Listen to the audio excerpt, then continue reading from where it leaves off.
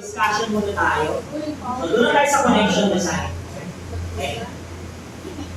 So, when it comes to connection design, sabi ko nga last time, before we can proceed with connection, we need first to make sure that your structure is already designed and redesigned. Nakuha ba?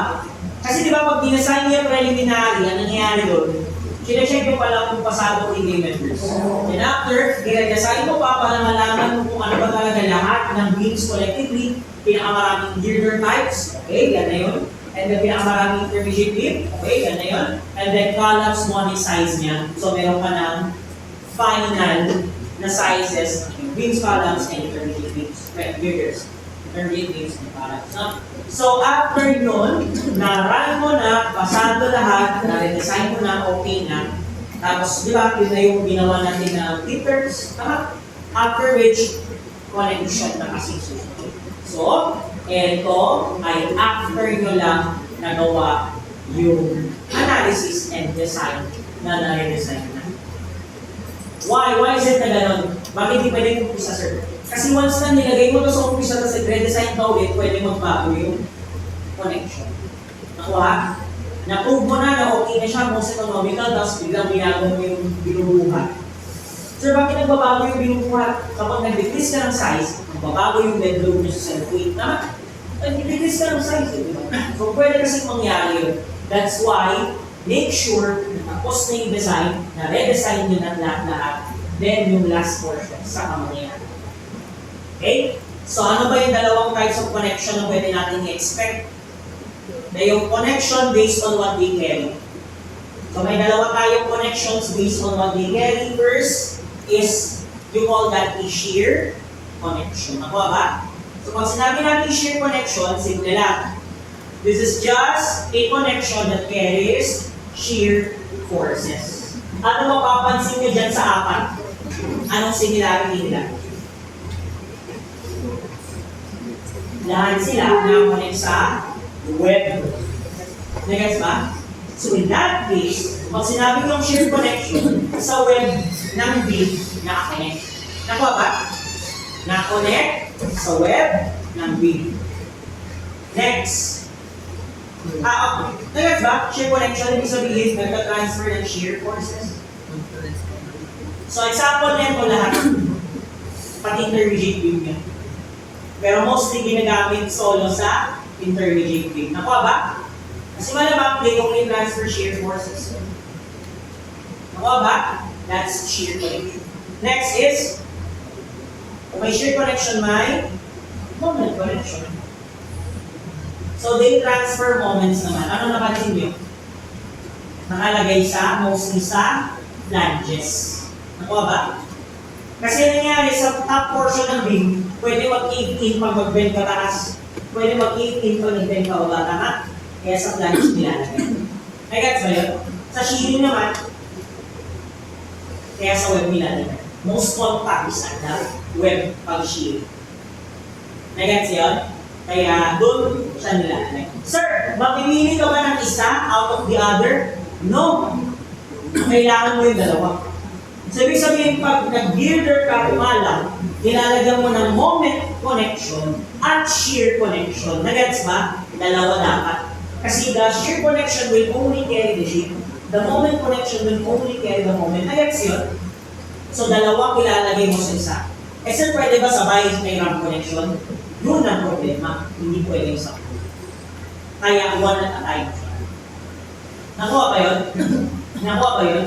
Kaya, wala namang problema, i-address mo naman both shear para sa shear connection and moment. Para sa moment connection, walang problema pag iwalay. Hindi ka na dalawa may sinabi.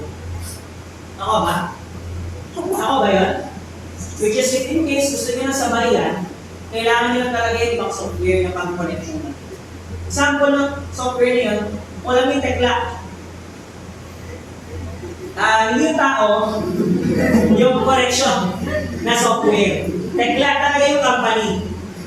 So yung software niya is yung idea statica. Hindi si Tekla, it's ang Tekla. Okay? Company yun. Ang software nila yung idea statica. Yun.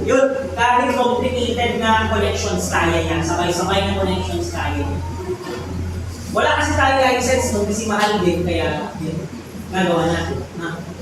Track, meron naman, pero ang problem kasi pag track is, parang may sinabi sa akin yung si Jude before, nagtatrabaho sa structures na dati, student ko yung dito. Parang may ata ang tekla na company, para malaman kung kinatrack ko yung software. Not sure kung ano, pero yun, kaya hindi ko na rin pinatry. Kasi sa skill 2, magde-design tayo ng mga towers. Hindi tayo makakapag-connection design doon. Why? Kasi yung diniscuss ko ngayon, itong mga to, pwede lang siya for building. Yung RAM connection natin, yung RAM connection sa may ganun, sa may saan natin, it's only available for building structures. Hindi pwede sa other types. Example, magko-connection tayo sa mga towers, electrical towers, ganyan. Hindi pwede yung may RAM connection. Nakuha ba?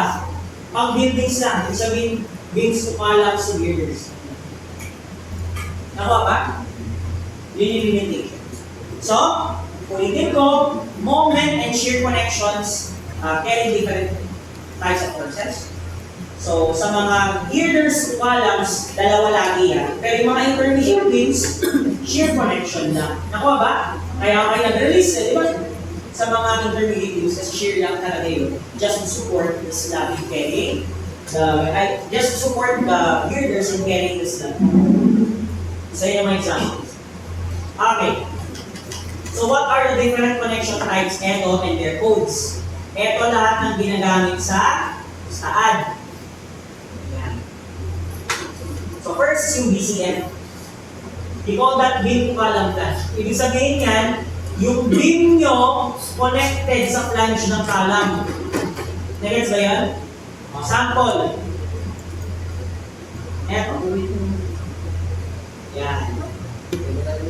Ama, the beam is connected at the flange of the column. Nagets ba yun? That's BCF. Tapos meron siyang mga stiffeners dito. I'll explain later kung para saan yung stiffener.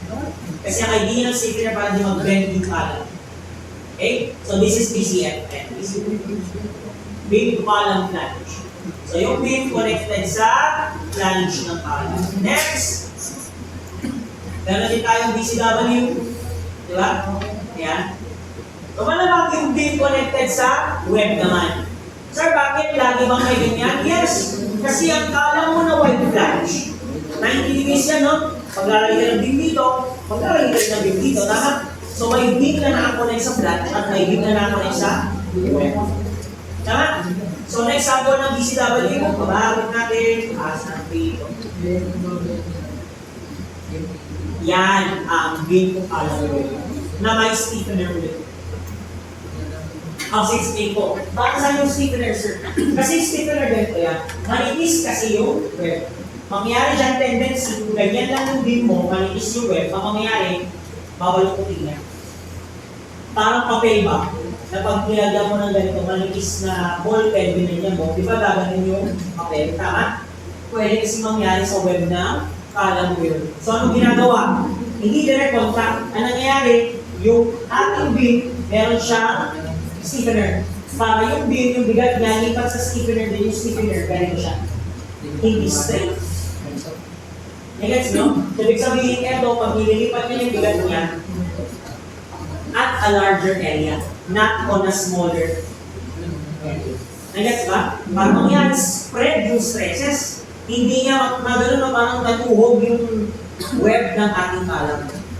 So, matawag doon stiffener. Nagets ba? Ganon din yung idea sa base plate, kung maalala nyo. Diba? Para yung column, hindi nyo matuhog yung concrete. Ano nangyayari? Dalawa ng base plate para mas spread yung axial force. Para na rin siyang slip. Parang ganon. Ako ba? Ganon din. Okay? Next, what's BG? Beam Girder Connect. Example ng BG ay eto, beam to girder connect. Beam is connected to the girder. Nagets yun? O ba? Okay, next tayo. After ng BG is Beam slice, column slice. Slicing yan na maputol. So, pag beam ang slice, beam slice. Column slice. So, ang example niya, eto. Saan nakakonect? Sa flange, di ba? So, transfer niyan ay moment. Na-gets ba? Eh sir, bago pag shearing, eh di lagyan mo rin sa baba. Pero di kasi pwede sa balik. Kaya wala sa tayo ng design. Na-gets ba yun? Pero sa actual, dapat dalawa nilalagyan nyo. Depende sa putol. Kasi kung pinutol nyo, ay wala namang shear doon, di kahit yung flange na lalagyan. Di ba? Sample sa gitna ka ng putol. Kaso problema yun. Kapag kalam more din yan. Kasi tendency niya naman kalam doon nagbebend sila. So di ka pwede magputol sa gitna. Di ba? Tama ba? RC 101? Hindi kayo pwedeng magputol ng bakal sa gitna. Main bars, both beam and column. Di ba? RC. Di ba? Hindi kayo pwedeng magputol. Kasi putol kayo ng bakal. Alam, isang direksyon yung bakal nyo sa beam. Iputol yan. Hindi pwede sa gitna. Kasi pag sa gitna nyo nilagay yan, yung natin is-slice yung dito sa gitna. Kahit na lang dyan yung sa gitna mo nilagay, ganyan ang yan. So, di ba? Sa bakal mo sa tuba, yung main bars is mukha, hindi ganyan siya kapag miss na rin. Tawag doon, yung alambre, nilalambre, yung mga alam, ganyan po ganyan. Wala. So ito, yan yung splicing ng beam. Ito naman pag-splicing ng column. Sa flange, moment transfer. Sa web, shear transfer. Nakuha ba? Next, meron tayo pang girder connections din. Girder daw, gasket plate connections din. Pero mamaya yung mga yun. Next is CP, also known as column cap or continuous beam over column. Ibig sabihin yan, ganito lang yan. Ito yung column, ito yung beam, salta. Column cap. Parang top ng column yung beam. Wala nang katuloy pataas. Nag-gets ba? Yeah. Column top. Next, CBB. It's column, beams, and braces. So ano din yung column, beams, braces, sir? Gasket connection design yan. Kasi kailangan mo ng gasket plate para makonect silang tatlo. Kasi paano mo i-connect ang column, ang beam, at ang braces? Guys, ba? Paano may kukonect din ng tatlo, di ba? So, kailangan mo ng mediator gasket. Okay. So, you call that gasket connection. Meron din tayong CDR, chevron. Hindi yung pasulista. So, yung ganyan yung gano'n yan, no? Para siyang pa-beat na connection. Gasket plate ulit yan. Then, vertical X-brace gano'n. So, makikita natin dito yan. Ayan. Ito yung column, beam, brace. So, column, beam, and bracing. Tama? Tapos yung green dyan, that's the gasket plate connection. Agad siya? Column, beam, and bracing. Dito naman sa chevron. Letter B. Kuha ba? And then ito, X-brace. X. Nakuha ba yun? Then last natin is base plate connection. So, pinagkaiba ng pinafix, dito wala. Pero sa depth and anchorage niya, magkaiba na. Okay? So, later yan, no? Wala ko ng pag-iitang pagkakaiba dito. Then, gasket plate na gano'n na base plate meron din, lalo na kung may bracing sa ground. Pero pag wala, kahit plate or fix lang. Kuha ba? So, gano'n lahat. So, symbol niya ay, sa taas na dito. Sir, bakit yung abbreviation dapat alalahanin? Kailangan nyo maalala yung abbreviations. Kasi sa RAM connection, papakita yung abbreviations. Para mabilis yung mahanap. Okay? So, yung lahat kailangan. Examples na lang itong mga to. So, muna tayo sa unang example sa BCF. Ano yung mga BCF natin, sir? Ito itong mga BCF.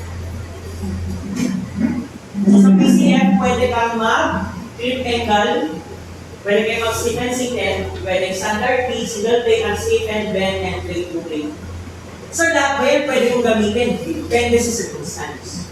Example, What if yung column ko, hollow? Pwede ko bang gamitin yung iba dyan? Pwede, pero most likely, ginagamit yung through plate.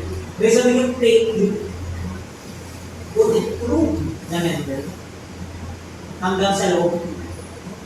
Eh, pwede ba tayo mag-through plate kapag gano'n, hindi hollow yung column? Yun ang hindi pwede. Kapag ginawa mong command yan sa stahan, sabihin niya, hindi siya pwede maglagay ng connection.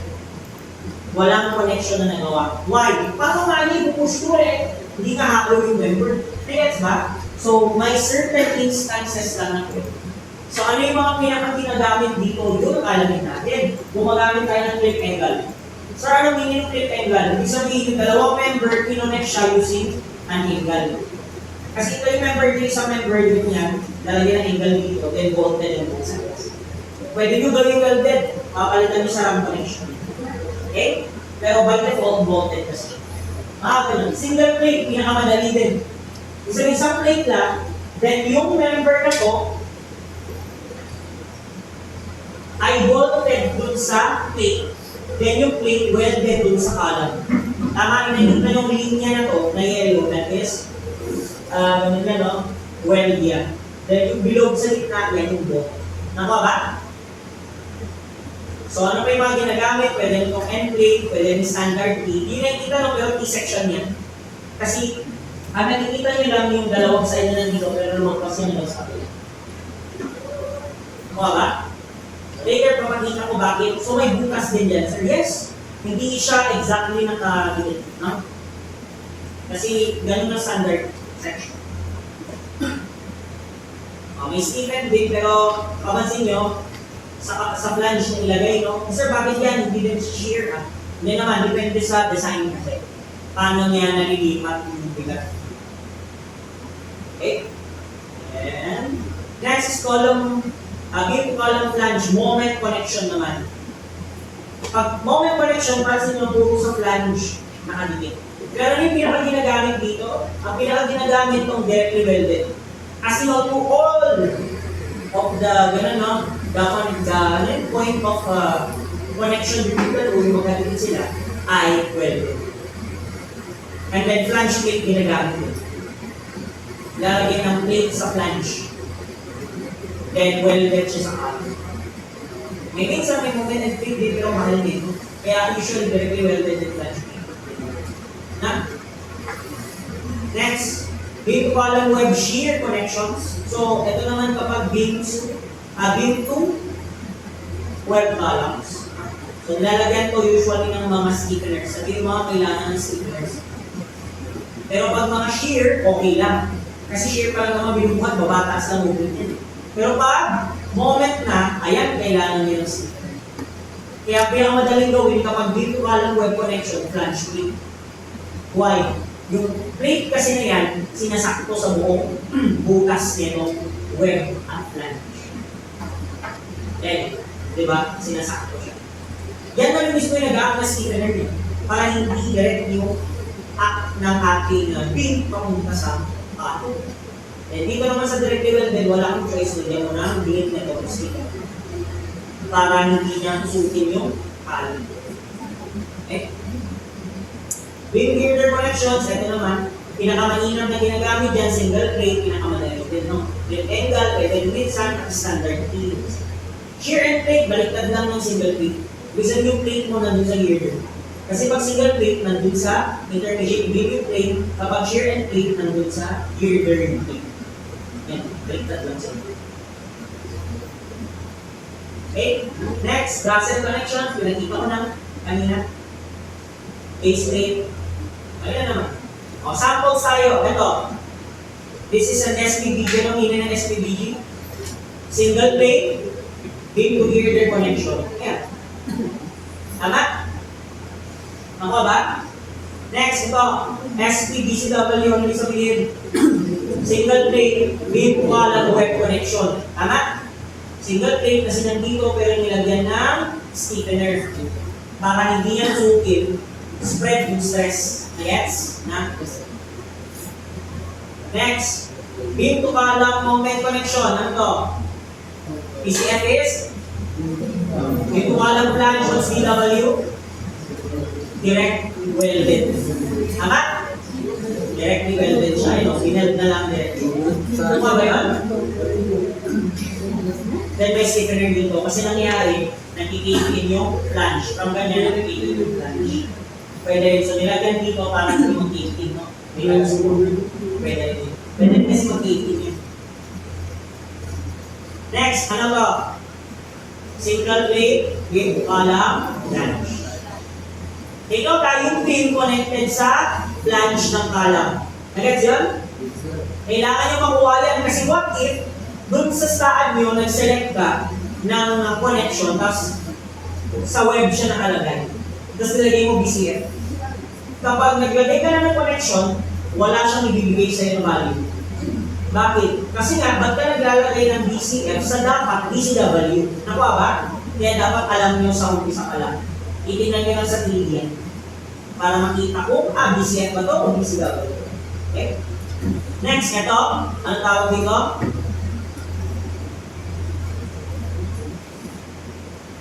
Flange plate. BCW. Plate sa flange. Nakuha ba? Na acting as a stiffener na dati. Yan yung flange plate, game to column weld. How about to? Yan yung, ano meaning na to? Chevron juice.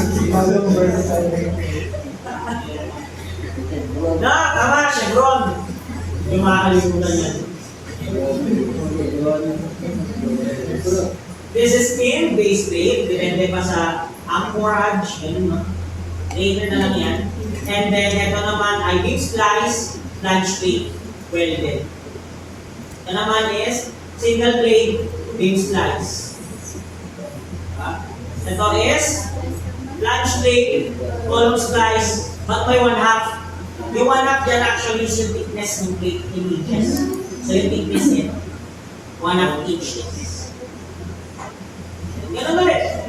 Single plate, column splice, 1/2 inch thickness. Then, bolt hole. Okay, open na lang sa akin. Balikan ko lang si Brainiac.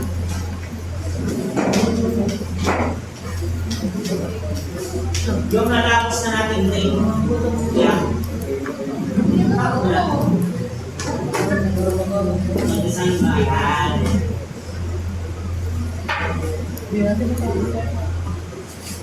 Kaya ka pala, bago ko pala pindutin to, just in case lang. Sir, last time hindi ako maka-open ng ano yung auto drafter. Ako lang ha.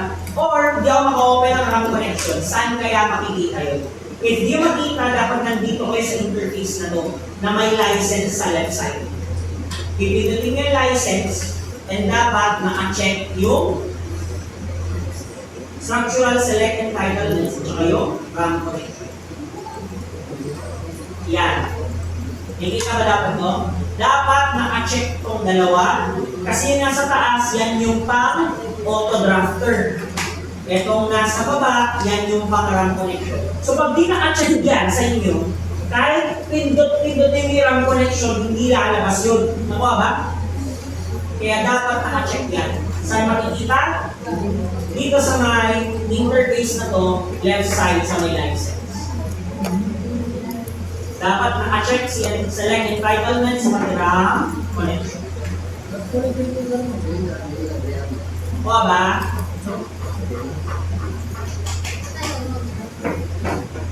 Okay na ba? Ngayon, kung okay na, pwede nyo na buksan ang main frame niya.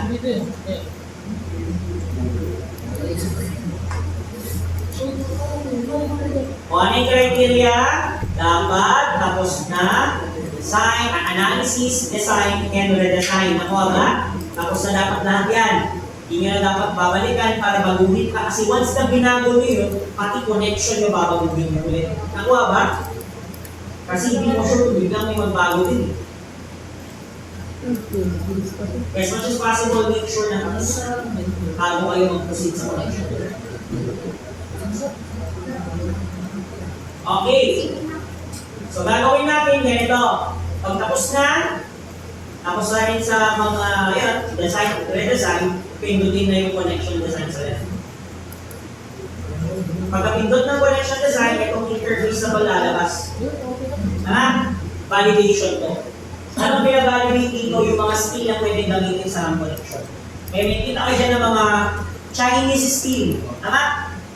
Yung mga Chinese steel din dyan, ang kanilang symbol ay Q. So, kung Amerika ay A, A36, A992, ang Chinese ay Q. Q235, ano yung sabihin nun? Steel na may 235 megapascals FY. Ganun siya. Nagets ba? Yan yung provisions ng China pagdating sa steel. So, yung mga bakal na yan, made in China yan. Pero matibay naman, no? Hindi na material. Okay? Then may aluminum din, pwede daw tayo gumamit ng aluminum, basta na-set ang quality niya. Even stainless steel, basta na-set ang FY of something. So, ano gagawin dito, sir? Close ka lang. Close. Ay, meron ng dalawa. Hindi.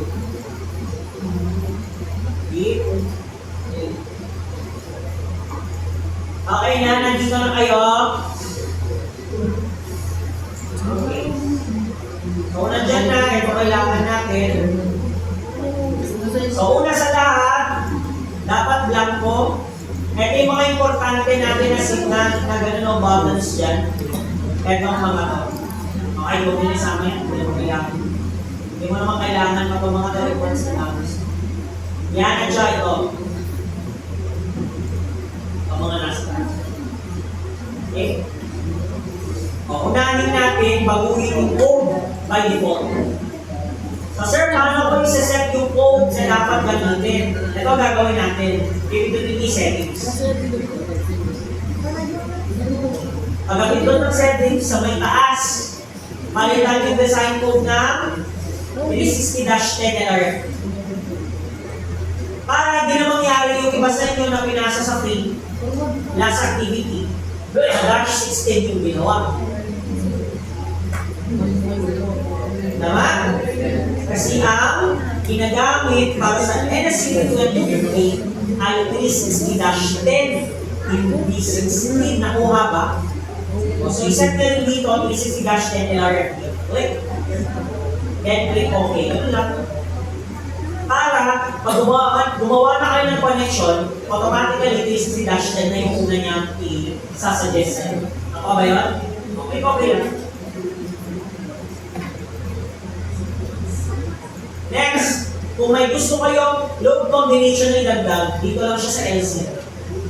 Pero kung ano yung nandyan, default na lahat, ilalagay na. Walang problema. Eh sir, di ba namin tatanggalin ito mga primary loads? Kahit ilagay nyo, ang liliit. Nakuha ba? Ang liliit ng value. Kaya ilagay nyo man hindi, walang problema. Nakuha ba? So you can leave it be kahit nandyan na yan, walang problema. Next, meron tayong tatlong buttons yan. BSG, tama? Ano ibig sabihin ng mga yan? B stands for basic connection. S stands for smart connection. G stands for grid connection. Yun din yung nasa upper left. Tama? Yun din yung nasa upper left. Bueno, parehas lang. BSG.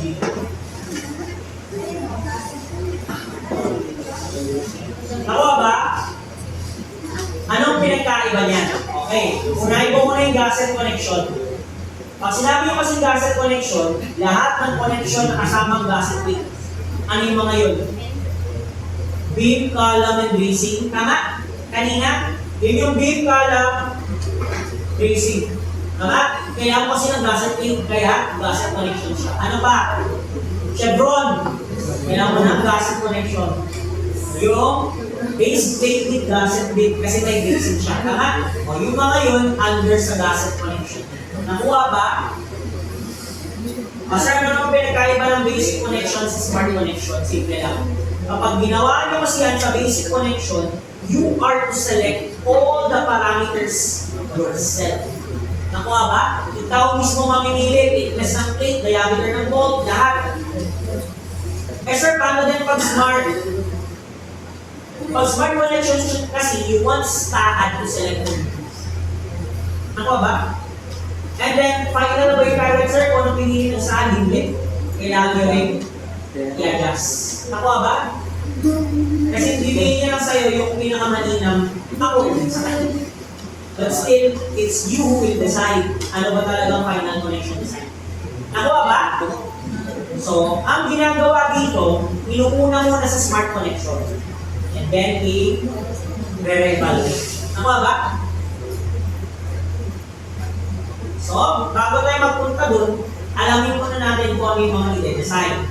Okay? Una, ano bang meron sa frame natin? Meron ba tayo splice dyan? Depende. Sa actual kasi slicing. Sir, paano mo malalaman kung mag-splice? Pagkahaba-haba pa naman ang beam mo, paano mo i-deliver 20 meters na beam? Sige nga. Diba? Walang likuhan para doon. So, mangyayari dyan, wala kang choice kung putulin mo siya. Paano yung putol? Yun na, 515, 718, 713, kasi 20 meters na. Depende kung ano yung sa tingin yung pinakamatinang kaputol sa gano'n, based on the shear and moment value. Kasi, hindi po ulit, depende kung saan ang gagamitin. Yun, no? So, kailangan natin dito, tatlo lang. Ano lang mga meron? DG, tama? May big together tayo. Next, ano pa? Ano pa? DG, ano pa? BCF, tama? Virtual flange, ano pa? BCW. Tatlo lang. Tama? O sir, di ba, ibig sabihin ba nun lahat ng nodes dyan, gagawan ko ng connection? Ikaw, masipag gago. Kasi usually ang ginagawa, inaalam mo na lang kung sino yung alam na may pinakamabigat na binubuhat. Then siya na lang i-design mo para sa lahat. Same way kung paano kayo i-design ng talang. Tama? Nag-frame na kayo sa RC, di ba? Nag-design na ba kayo ng talang? Sa stand, nilagyan niyo ng size. Prismatic. Tapos inanalyze niyo na ba? Hindi na problema. Kasi wala kang choice sa stand. Kailangan mo maglagay ng initial bago siya makapag-run. Kailangan mo ng initial na sizes. Ngayon kasi, mapapansin niya lahat ng kalan niyo pare-pares ng size naman. Di ba? Bakit? Eh di ba magkakaiba sila binubuhat? Parang eccentric bolt lang. Pare-pares ka lang ng bolt. Di ba? Bakit din? Pare-parehas. Kahit eccentric bolt. Imagine nyo na lang to. Sige na yung buwan nyo. Magkakaiba sizes. Pwede lang. Ibig sabihin yan, by default, uniformity. Para kahit saan ka umupo, alam mong kaya na bawat isang kalan. Nagets ba yan? So, ganun din dito sa mga columns. Kahit saan hindi na mabigat ang isang portion nito, alam mong kaya ng kalan. Nagets ba? Nagets ba? Kasi yung pangit din, pag may weaker na kalan ka, edi alam mo agad kung sino unang masasira. Kasi diba, ang design ko sa kalan na yun, ganito kanipis, yung kalam na isa. Isa lang. Kaya ba? Yes. In all situations, yan lang naman eh. Pero kung gagawin mo rin yun sa tulog, ang mangyayari din ay, most likely, dun part, if man lang nasira, parang yun din i-retrofit. Yung parang kung ano yung binubuhat niya, maglalagay na ng tao, at talaga mo na magbuhat, no? Idea kasi yan para balance pa rin yung buhay. Yun lang yung main idea, yung balance. Okay? So dito, kailangan natin malaman sino ba sa mga BCF, BCF, BCW, at DG yung may pinakamalaking binubuhan. So gagawin ko, huwag nyo na lang gawin ko, i-view mo muna dito, tignan natin sa ito lang yung gano'n natin, di ba? Intermediate beams natin. O, i-check ko sa kanila, alin sa kanila may pinakamalaking shear. Saan natin titignan? Post-processing. Diba? Ang galing ko na lang ito kasi hindi ko kailangan yan. Just try ko yan. So, alin ba dyan na may pinakamalaking shear? Inaalagin natin. Kaso nga lang, nung gusto, lahat kahit naka-high. So, gagawin natin dyan, yung results tayo. Nakikita naman natin dito, in terms of their shearing, no, pinakamalaking binubuhat nila.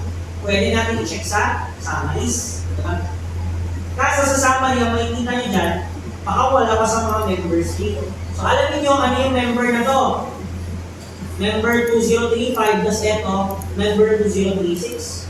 Hanapin natin yung mga malalaking shear forces, maximum shear forces.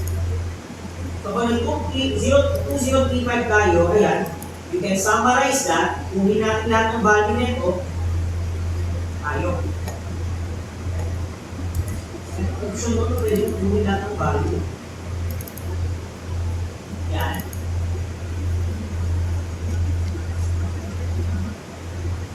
Yan. And then eto, kunin natin pwede nyo muna kasi negative masama. Ano ulit kung pangad na mawawala yung negative? Ay. Nasa absolute na tayo. Yan. Tingnan na natin mamaya highest to lowest na. Kasi negative, baka gawin niya nun. So sa page 235, sa page 2, sa view 235, ano ba? Yes, tsaka view 236, mamaya yan. Kunin din natin. 235 lang ba ito? Pati 236. Okay. So, ano ba ito? Sort and filter from largest to smallest. It's fine. Okay. Kasama ko ba siya? Huwag na sama. Sorry. Second na largest, 57. Tama ba? 57. Kasama ko ba? Kasama ko naman. Okay. Manual na nga lang ay 57. O yan. Dito sa mo, 36. 57 ang pinakamalaki. Ayan, sa 1.2. Ayan. Nako ba? So, naka-remember 2036 ang largest shear. Nag-gets yun? Bakit shear, sir? Kasi di ba sinabi ko na, ito yung beam to girder connection. Shearing lang ang meron, tama ba? O, ito yung largest shear. So, kung nasa kanya yung largest shear, ayan, kabilaan yan, ibig sabihin na both sides, no? Pag ganyan kasi positive, negative, dito at dito, kabilaan. Nag-gets ba yun?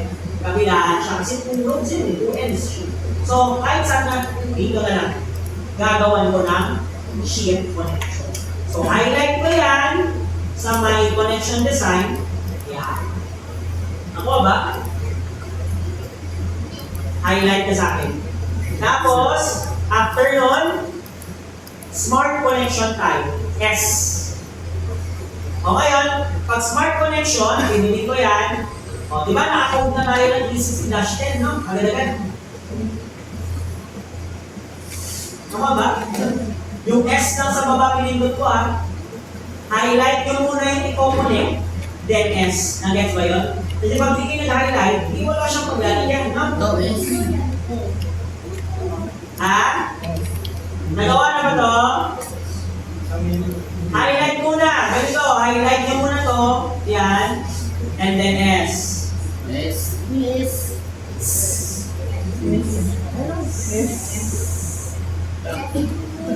Nagawa ba? Ayan. Ngayon, saan hanapin? Hanapin niya dito sa may part na to.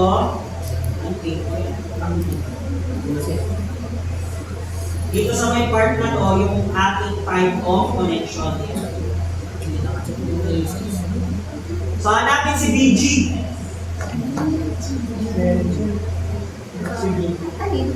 Di ba ganyan siya? O, hanapin ang BG. Yan, sa baba. So, from dito to dito, lahat BG. Yan. Kaso, alin dyan? Ayun, kayo mamimili. Wala namang problema sa kahit na ano dyan. Kasi lahat naman yan ay shear connection maliban sa plastic. Ha? So, pwede ka mag-shear and play. Pwede tayo mag-clip angle. Kung gusto mo angle na bolted both sides. Kasi ang clip angle siya, is bolted both sides. Nasa sa inyo yan. Ano ba gusto nyo? May weld, may bolt, o puro bolt ba? Bolt and weld connection. Nagets ba? Kayo lang mamimili dyan. based on the availability. Ngayon, pinakasimple ang single plate, malamang. Gawin natin single plate muna ito, simplest format. Tama ba, single plate BG? So pag ginawa ko single plate BG, ang lalabas, available SPBG lang, tama? Ganyan pag smart connection. Tingnan nyo, huwag kayo mag-exit, ako lang gagawa. Gawin kong basic connection. Pag ginawa ko si basic connection yan, pansinin nyo ito. Single plate. Ano yung kita nyo? Bino? O ano ba kasi nakikita dyan? Ang nakikita dyan ay dimensions. Example, SPBG, 1/4 inch thickness ng plate, 2 bolts na 3/4 inches ang diameter. Nagets yun? Ikaw mamimili. Hindi sa nagets ba? Nakuha yan pag basic connection. Pag smart connection, SPBG ang lalabas si at mamimili para sa inyo. Pag basic connection, kayo mamimili. Nagets ba? Ang maganda kasi pag si ang namili, yung sa tingin niyang pinaka-option, na pinaka-optimum, optimus, na pwede niyang gamitin. It could fail or it could not fail, depende. Na ikaw pa rin mag-decide sa muli. Nakuha ba? Kasi balikan ko ang smart connection. SPBG, ilagay sa right. Nakuha ba? Lagay sa right, after nyan, click OK. Ngayon, pag sample lang, hindi BG nilagay mo. BG dapat siya, pero nilagay ko BCF. Ano mangyayari ang magpapakita dito sa validation? No connection has been created sa video. Bakit? Kasi na first place, hindi naman dito girder connection yung pinili mo. Sample lang. Nagets ba? Kaya dapat alam mo kung ano siya, and then ano yung type of connection dapat gagawin. Nagets ba? So pwede ko na i-close itong validation. And ayan na yung connection design natin. Gusto nyo makita kung paano gagawin yan? You double click left sa mouse. Double click nyo para mapunta sa connection link.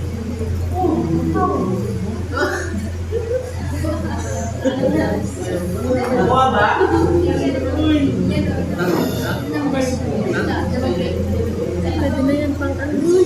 Ayan. So, di ba nagawa na to? May ganyan na ba kayo? Double click nito 1, itong call number 1, yung 1 na yan, pindutin nyo to, double click. Nakuha ba? Sila talaga yung naririnig sa video. Huwag naririnig ko sila. Nakuha ba? Video sa YouTube. Commands, ganun muna tayo, movement muna tayo. In terms of movement, para lang din siyang autocals. Maliban sa right click sa mouse. Yung para, alam mo yung kapag pan, sa AutoCAD kasi pwede kayo pagtungan na pan, tapos di ba yung over-around nyo. Ito, gamitin yung mouse wheel.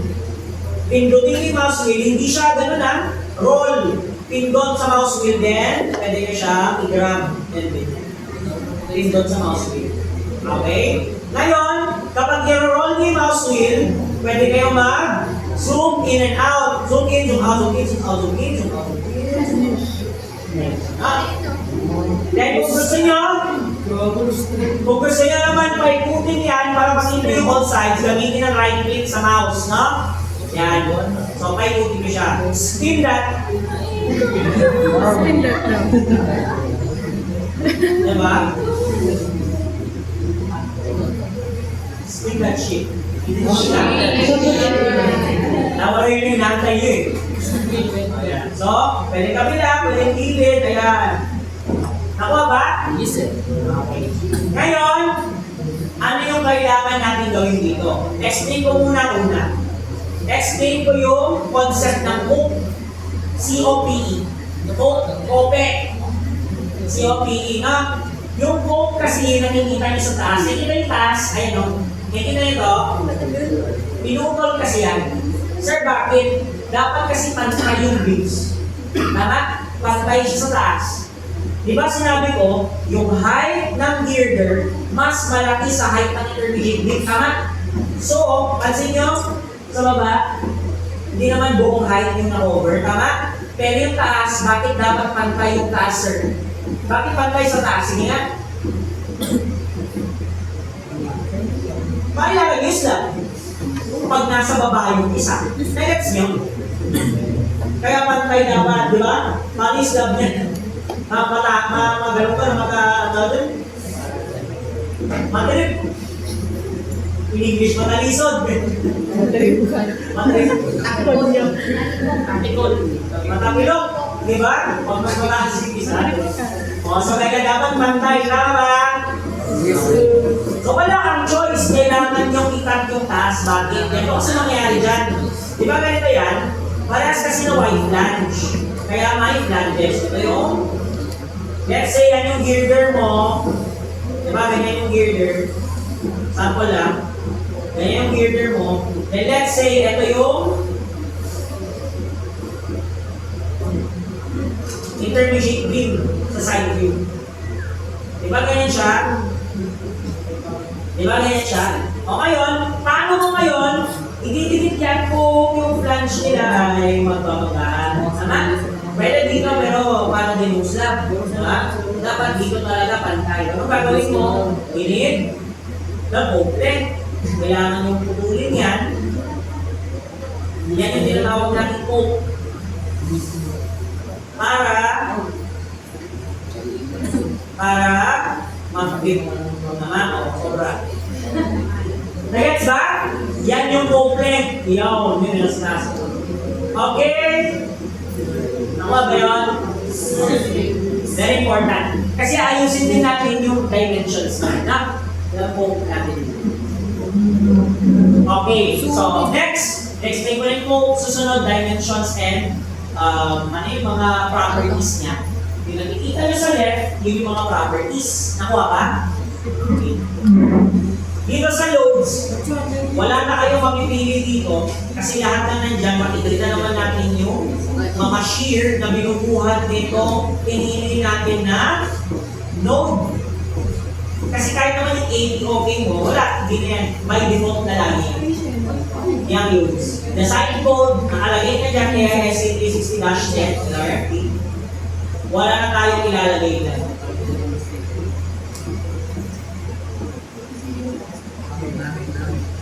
Nakuha ba? Meron ba tayo nag-exist na green sa kabila? Yes or no? Wala, di ba? Dulo yan, di ba? O huwag nyo nang i-check yan. Nag-gets yun? Wala naman na kasi katuloy, hindi siya continuous. Tama? Di ba? Ay, ano yun? Di ba dulo na lang to? So wala na siyang continuity sa kabila. Huwag nyo nang i-check yung exists, opposite pa rin. So baba tayo. Moment connection exists? Wala. Diba? Kasi na-share lang to. Tama ba?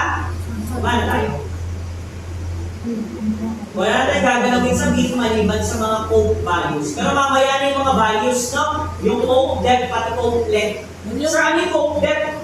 Yung cope depth yung lalim. Nagets ba? Yung cope length yung haba. O masagets ko pag tinagalog ko. Tinagalog ko lang. Cope depth is lalim. Yes, naiintindihan. Cope length is haba. Tinagalog ko lang. Nakuha ba? Depth and length. Okay? So mamaya natin babaguhin yan. Bakit? Mamaya. Mas maganda kasi dun baguhin sa kabila. Mamaya yun. Next, yung plate. Nakuha yung plate. Nakuha yung sa may plate dito sa gilid. Eto. Nakita ko. Yung plate sa gilid. Okay. Standard plate muna tayo. Ano yung thickness ng plate is 6 mm. Ano yung plate, sir? Eto yung gray. Agree ba yan? Purple. Ay, ano ba yan? Basta yan. Ako ba? Yung plate na to. Yan. 6 mm yung thickness. Sir, bakit importante yung thickness? Malalaman nyo mamaya sa failure mo. Dito matetest ang knowledge mo sa failure. Kasi makikita nyo lahat ng mode of failure na tutunan natin ng trailing and midterm. Kasi pati bolts. Hawag material ng plate A36 na bakal yung plate. Yung plate position, pwede nyo baguhin, center, pwede nyo patasin ng konti. For example, gusto nyo ilagay ko sa taas, paligid pa, akyat yan, pwede bump up sa baba, or most likely pinakamaganda center. Para yung area of contact is good. Bolts, ano ginamit dito? 3/4 inches. A325. Tama? Pag A325 means mid-grade na bolt. Okay? So, 3/4, 3/4, yun yung inches of the diameter. Pwede yung lilitan, pwede yung lakihan. Depende sa mamaya tayo mag-design yan. I-discuss ko kasi. Next, bolt rows. Pwede yung baguhin, 3 row yan, okay. Pwede yung gawing 2, bawal ang isa. Sir, bakit bawal ang isang bolt lang? Ginawa mo fidget spinner, no? Kasi nangyari dyan, pag isang bolt lang nakalagay, tendency yan, di ba? No. Pag yung gano'n siya, no? Naiikot. Tama? Kasi pag dalawa na yan, hindi mo na naiikot yan, no? Hanggat masira yung dalawang bolt. So minimum talaga by code, 2 dapat ang bolt mo, hindi pwedeng isa lang. Kasi naiikot mo siya. Nagets ba? Parang ruleta lang sa gitna ng bolt. Nagets yun? So minimum 2 lang. Okay, pwede yung damihan, 6, pero susobra na.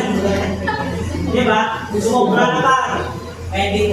So, hindi depende kayo sa mamaya ang decisions. Decide naman tayo dyan, no?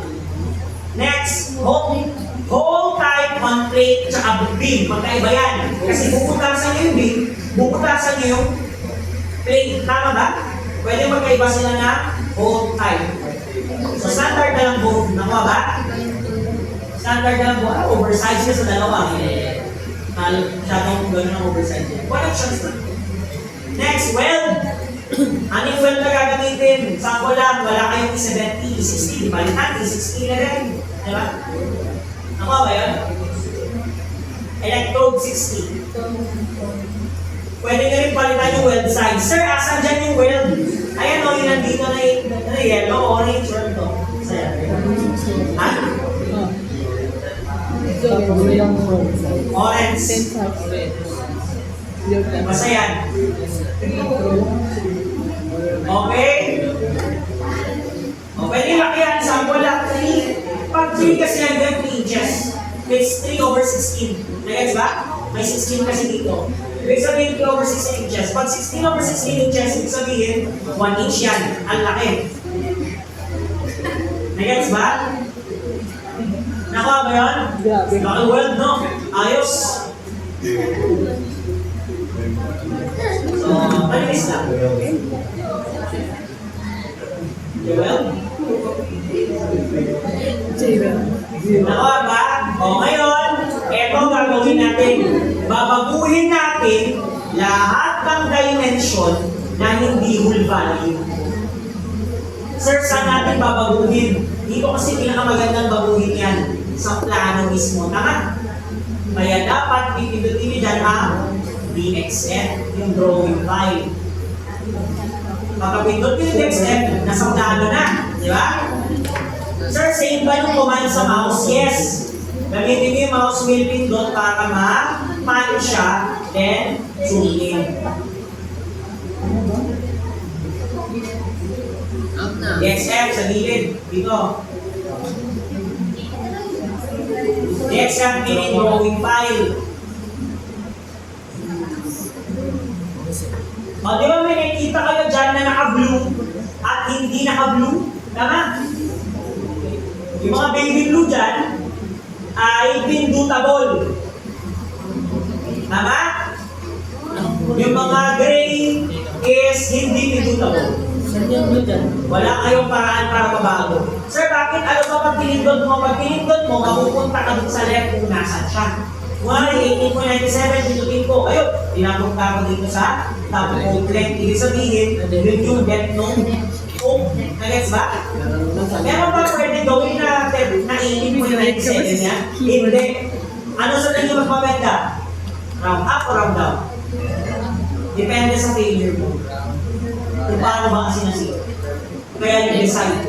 Ngayon kasi malapit siya masyado, pwede mo gawin 20 mm, pwede rin 80 na sa set. Okay? Kasi pag dilihan mo, pwedeng, di ba, pag mataas ang ratio, mag-expand siya, tatama dun sa taas mo. So, depends kung nararamdaman mo. So, gawin ko 20 mm, nakaba? Pansinin nyo, pag binago ko 20 mm sa left, magbabago rin real time dyan. So, maging plano nyo, gano'n na, matapos natin. Next, yung poke length. How about yung poke length? Ito yung poke length, yung 79.27. Pag pinipag naman 79.27, mapupunta ka rin doon. Gawin kong 80. Tama? May ilamok ba dyan? Gawin kong 80 to, edi, mag-a-adjust ito, full value. Next, ano tong 13.1? Yung isang 13.1, yan yung makikita ng vertical edge distance. Tama? Ibig sabihin, yung distance ng gitna netong bolt hanggang sa pinakataas ng plate, yun yung vertical edge distance. Nagets ba? So pag ito nilakihan ko, ibig sabihin, hahaba yung plate. Example lang ito, no? Nilakihan ko. Kasi yung kahit sa hindi magbabago yan eh. Yung vertical edge distance, gawin ko 80. Tingnan nyo, meters pa siya. Meters na ilagay ko, sorry. Yan. Meters na ilagay ko. Kunwari, from, ilan yung kanina? 50 na lang. Ayan, gawin ko 80. Diba? Tataas siya, no? So, kung naman 80, gawin ko lang siyang rule number 40. Sir, ano mas maganda, up or down? Depende ko sa nag-feel. Kasi pag ginabangan ko yan, nag-feel ba siya saan? Nag-feel ba siya ng fracture? Then, yielding improves. Kasi pag habang ko nilalagyan ko yung plate, tumilibay siya against yielding, against fracture. Tama? And even block shear. Diba? Depende sa ano yung nasira or paano siya nasira. Mamaya natin yung malalaman. Next, how about yung horizontal edge distance? That is center of bolt hanggang sa right ng plate. Nakuha ba? Para pag ginawa ko na naman 80 yan, haba na naman siya ng pa-right, di ba? Ngayon, gawin ko lang siya 40 para sa malaki. Nagets ba? Para sa DXF, ayun, naka-whole number siya. How about tong sa 96/2? Yan yung center to center bolt distance. Nagets ba? Para pag pinindot ko, ayun, pitch, center to center bolt distance. Hindi pwede sa 96.2 kasi mahirap yan. So gagawin is 80. Depende. Sir, mas maganda ba mas malapit yung mga bolt-to-bolt distance? Pag nilapit yung kasi yan, mas delikado yan sa block shear. Tama? Diba? Yung mga malalapit na bolts, delikado sa block shear yun. So if nasira siya sa block shear, mas nilapit ko pa, di mas masira siya ng block shear, diba? So, it's on your discretion what to do. If ilalayo o ililiit, depende sa mangyayari. So, sige, 80 muna natin for now. 80. Tama ba? Para whole value. O meron pa bang hindi whole value dyan na kulay blue? Kasi wala natin magagawa na lang. Pindot mo yan. No? Hindi magiging. O, wala na. No? Wala. Tapos nasa preliminary. Sir, bakit? Preliminary pa lang yan. Sir, bakit? Kailangan natin baguhin itong upper right. Nakikita nyo itong upper right na number na may kulay. Discuss ko. Itong number na to ay the DC ratio. Also known as utilization ratio or UR. Alam niyo UR? Ano yung pinakamainam na gamitin? It's 0.85 to 0.95. That's the most economical ratio. Nakuha ba? So ano na nakikita nyo? 0.31. Ano yung sabihin? Over-design. Masyado pa siyang malakas sa mundo ng mga tao. Limaw.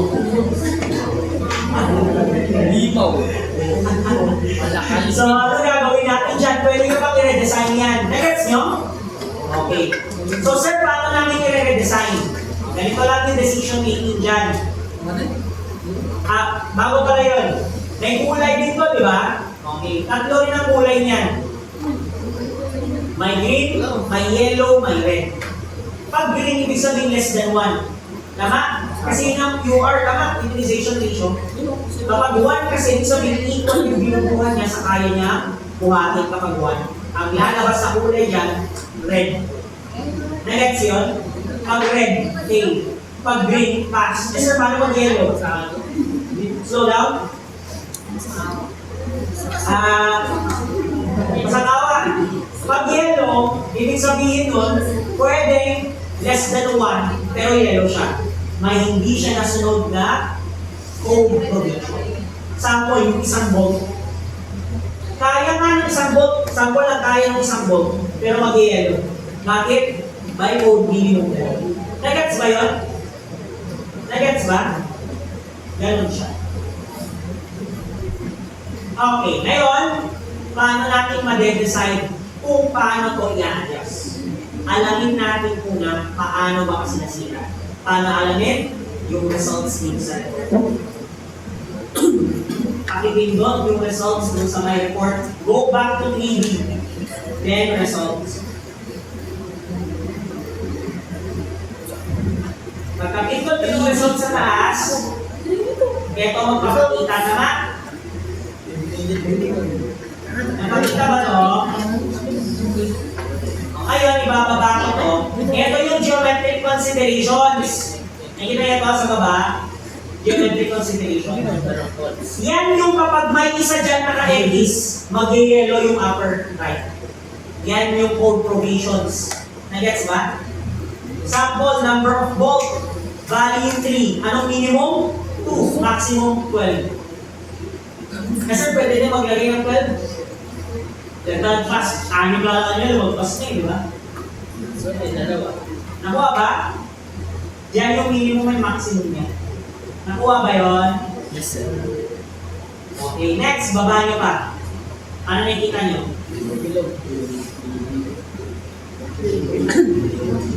Looks familiar? Tama? Looks familiar? Okay. 0.8. So, saan siya nasira?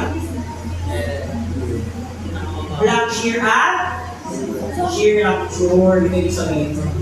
So, paano mo i-adjust? O, sige nga, paano i-adjust sa black shear? Ano sa tingin nyo para umakyat? Paano nyo papanginahin? Kasi ito, 0.31 over design yan, sobrang tibay. Masyado siyang malakas para sa mga tao. So, ano gagawin din eh? Pwede nyo pa hinahin para economical. Kasi masyado pa siyang matibay. Nagets nyo? O paano nyo papahinahin in terms of black shear? Bawasan na spacing, that's one. Bawasan ng bolt, pwede rin. That's two. Diba? O, what if kaya ba ng dalawang bolt lang? Palitan ko yung bolt rows ng dalawa. Tanggalin yung wala na. O pag dalawa, ano nangyari sa utilization ratio natin? Tumaas ng 0.47. Pero safe pa rin. Tama? Check natin. Baka nag-iba na yung failure mode niya. Results. Nag-iba nga ba?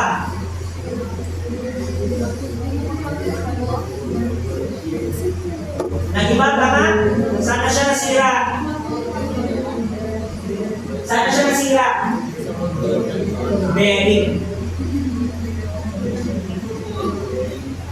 0.47 tama? Bearing na siya nasira. O ngayon, matibay pa ba? Yes, 0.47. Wala pa nga sa kalahati. Di ba malapit sa kalahati ang binubuhat niya. Kasi kung 0.5 yan, hindi kalahati ang binubuhat niya. Nagets yun? So, paano din natin siya papahinahin against bearing? Ano mga criteria para makuha ang bearing? Sige nga.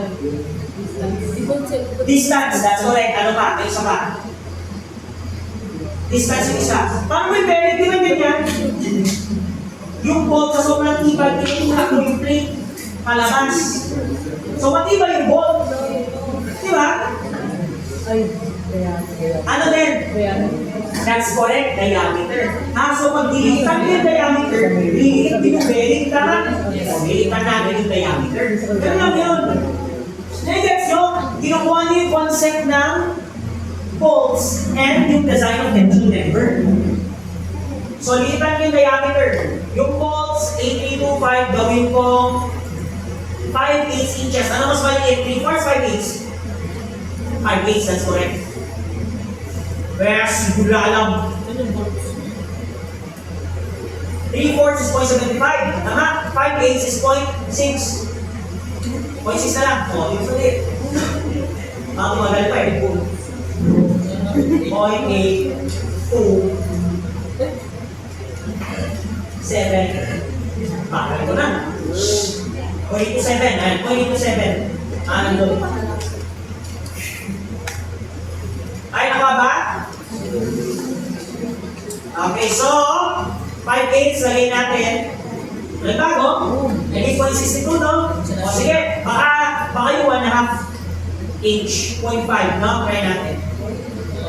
Sumobra na ito connective. So, pwede naman. At hindi 8325, ano natin ko? 490. 1.5 A 490N. Yung nominal lang or normal lang na both sides. O, 0.78. Kaso, ang tanong, may A 490 ba? Na mabibili ka? Yun ang tanong. So, it's always dependent ano yung mabibili yung available. Kasi kahit ba naman napaka-economical niyan, kung wala ka rin mapagkukuhanan, useless lang din. Nagets ba? Nagets ba yun? It will always rely on actual scenario. Kaya nga stahan can never determine that. It's up to you to decide. Nakuha ba? O pag naging 490 ako na 1.5 inch, 2.78. Pero magkukuhanan ka ba? Yun ang tanong.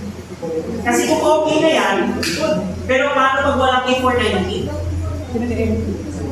Wala dito. Wala choice. Balik kang 80 to 5. Doon na lang ako sa 0.67. Okay na yun. Huwag na yung 0.98. Kunti na lang. Pinik na lang. Additional. Yan. 0.98 na 2% natin. Yung layo, kunti na lang. Delikado na yun. Sa tapak mo, wala na. So, kung sakali lang walang A490, hindi wala akong choice, balik ako ng 5/8 inches na APU. Pwede na yan kahit 0.6.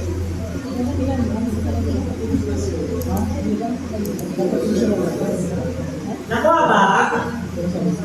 O ngayon, tapos na ba? Tapos na.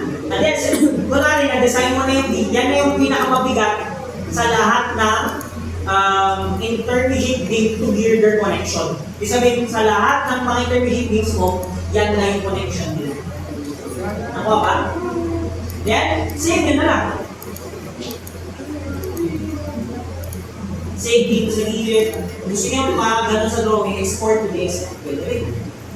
Kasi pag na-export nyo to the XF yan, 1:100, okay. Kung namin lang kakaiwan din ang gawin ko, 1, 2, 3, 4, 5.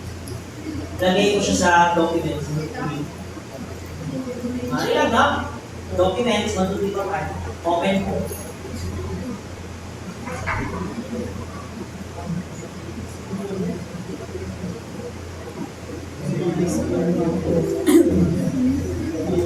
Ganyan yan. Yan. Nakawala sa 100 na yan. Nakuha ba? Kaya madali ang state design sa stahan. Prefer nila dahil dito. Parang ang daming mga additional softwares na pwede mong magamit na mapapadali buhay mo compared sa e-tabs. Pero balita ko daw e-tabs ang mas maganda sa RC nyo.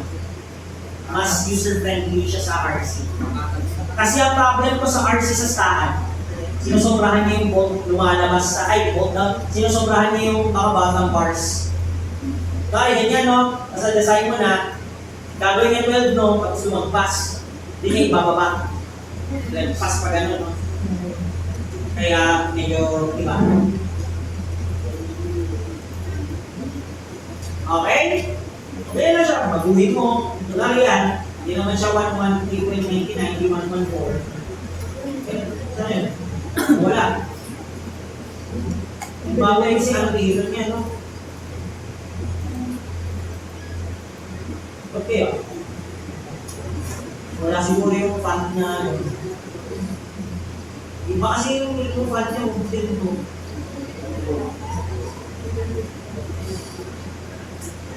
Ganyan font mo, no? Ganyan font mo, no? Ganyan font mo. And it's English. Kung nawawala siya, pag-uwi ko lang yun. Kaya mo na, ganyan na. Pero pwede yung pag-uwi niya, I think export ko na nila pa siya ng bago. Then pwede ko na i-close to. Then, susunod na. Hanap ko yung ibang connection. Pwede ko yung i-build structure. Then, seselect ako ng mga columns. And, tapos sure ako, pinakamaliit na mga forces ng build columns sa roofing. Kaya mati sa second floor ko maghahanap. Tama? Doon ko na hanapin yung largest moment, largest shear, di ba? Para sa beam column flange and beam column. Kailangan nyo tignan yung 3D niya. Kasi ganito, sample. Ito. Ano din yan? Beam column flange o beam column web? Yan lang, di ba? Titignan sa 3D. Ano din siya? Beam column flange. Kasi bakit ganyan yung tsura niya? Okay lang yan. Kala mag-ay, connection mag-a-adjust. Kaya di kayo, kahit di na kayo offset. Eh yung connection nyo ang mag-a-adjust para sa kaya okay. Wala kasing connection design sa okay, so yan lang. Continue natin next meeting. BCF, BCW, tsaka basic connection. Okay? O, save and close.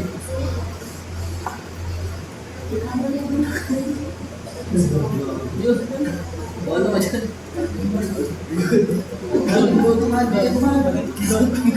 Okay.